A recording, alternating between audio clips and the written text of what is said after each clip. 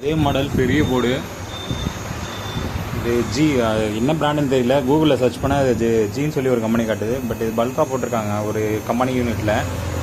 இது இப்போ நம்ம டெஸ்டிங்காக பார்த்தீங்கன்னா இதில் ஒரு சின்ன ஒரு அப்டேஷன் தான். என்னென்னு பார்த்தீங்கன்னா இங்கே பாருங்க ஓவிசி கம்ப்ரஷன் இருக்கும் பார்த்தீங்களா. இது வந்து பார்த்தீங்கன்னா ஒரு தெர்மோஸ்டாட் மாதிரி. ஸோ இது தெர்மோஸ்டாட் இருக்கிறதே தெரியாது, மைல்டாக இருக்கும். எடுத்துகிட்டு வர டெக்னீஷியனுக்கு இந்த டீட்டெயில் தெரிஞ்சிருக்காது. ஸோ நம்ம ஆன் பண்ணும்போது E3 H3 இல்லைனா E3 எரர்னு போய் நிற்கும். ஸோ இது நம்ம ஸ்டார்ட் பண்ணால் தான் இது ஆன் ஆகுது மிஷின்.